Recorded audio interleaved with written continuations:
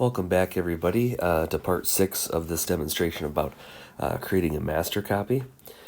So, as I left off last time, we started to work on that face of this character. I've gone ahead and started to work a little bit more on the details in the background of the setting, and what I want to demonstrate to all of you right now is some of these detail moments of the sort of glasses and plates and things that are in front of this character on this table. So, like I said, my method, I like to jump around quite a bit in my composition. I try not to give too much detail to a certain area too much without working on other things. So what we're going to do is I'm going to really quickly just turn on my grid on my image above.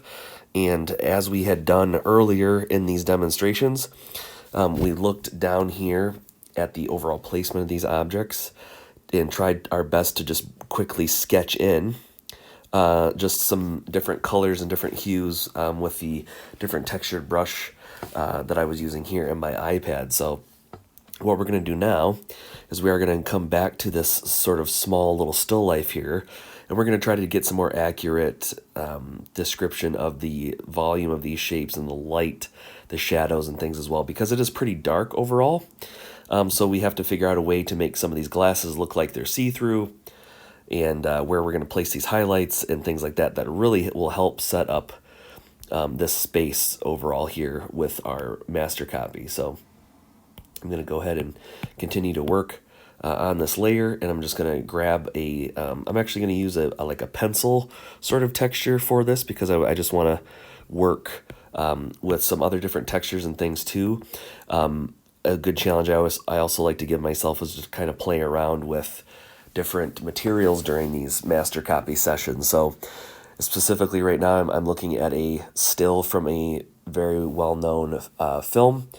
But something else in the back of my mind is I need to practice with other materials and things too. So I'm going to use this pencil, and I'm going to keep both of these things on the screen here so we can see this stuff. And I am going to do my best to sort of color pick and kind of eyedrop here in my program. And then I'm going to go up to my master copy, and I'm going to create some like kind of scribbling sort of effect here and see if I can get some of this stuff to feel as though it is transparent. So what's tricky about glasses and light is that the way these shadows and things kind of interact depending on whatever material is behind or through these objects that we can kind of see with our eyes. So I'm just taking a look at my image below, and I'm doing my best to kind of plot out these larger, darker values first. So I always like to wait until the end to put in highlights and things, because those are, again, a little bit more of like a finishing kind of technique that I like to wait just personally until the end to bring out some of those highlights and things. So I'm just zooming through here, going kind of quickly. I'm just kind of experimenting with this material, seeing what this stuff will let me do.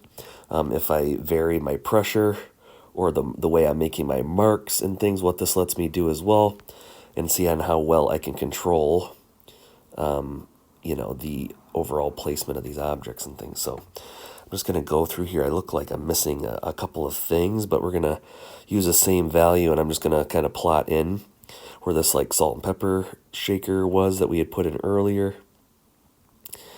Kind of outline it sort of and fill in this top here. And a lot of times when you're working from photographs or images, I always like to think about like the first time I've seen, this film where I was, what this specific scene means to me, or what it makes me remember about experiences maybe that I've had in a diner and things. And I'm just going to color pick from this kind of sugar container in here. Fill this in a little, just a tad, fill it a little bit lighter, that edge. I'm going to vary my pressure and make some marks as well. But I'm just kind of going through, and I like to hop around as I'm going through here. So we got some like what looks like maybe some sugar packets or some sweet and low here for some coffee. Always a classic diner staple. When you sit down at these booths, there's always a little container there. Let's see here. I'm noticing too in this coffee mug, there is a plate that thing is sitting on that I don't quite have in my work yet. So I'm going to color pick from this image, and then I'm going to come right up top here and try to put this plate in here as well.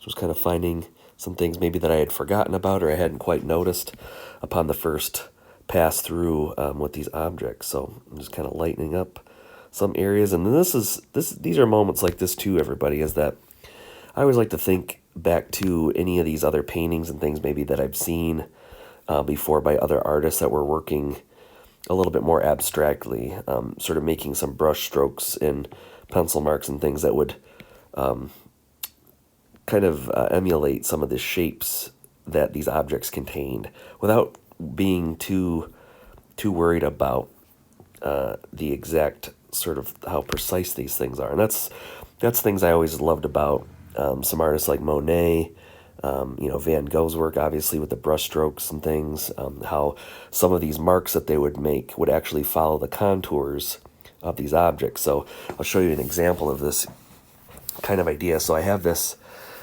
sort of stainless steel container there. It is hollow on the inside, and I'm going to do my best to emulate that idea of that thing being hollow and also curved, sort of a round form on the inside of this ellipse here. So I'm going to make my pencil just a little bit smaller here, and I'm going to make some curved sort of marks here, because I'm trying to get this idea across that this thing might even be open. In the better quality image that you have, the higher quality image, obviously the more detailed that you would be able to make these things. But for this exercise of what I'm doing, I'm just trying to do my best to find the placement of these objects and render these forms with different types of material. So if these things look a little sketchy or unfinished, that's actually kind of what I'm trying to do here with this work and this study, because later on I'm going to take this knowledge that I'm gaining right now and put this towards some other work.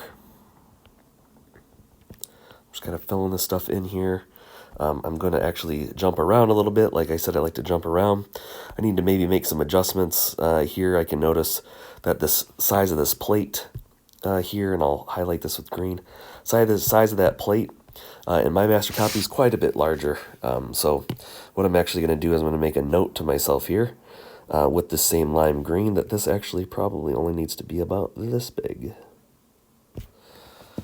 roughly. So what I can do, and this is what's nice about working this way in layers, and sort of going over top of certain spots, is I'm actually going to get my brush a little bit bigger here, and I'm just going to fill in and kind of reduce all that space there. And again, this is part of the learning process, is I'm noticing like the mistakes I'm making. I'm just going over top of these things with color that I had already sort of put down from earlier.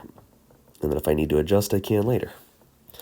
And then I'm also going to make sure that I get rid of this lime green here around this plate. I'm just going to put this other color down. And then I can adjust this a little bit later with some lighter values and things, which like I said, I'm saving the highlights to the end. I'll go through and look for the lightest areas of my work, but I always like to work dark to light. Everybody has a different preference when it comes to these kind of things, but we're just doing our best here, folks, and just taking our time with this stuff. So I will stop the video right now, and then I'll start on part 7 of this demonstration.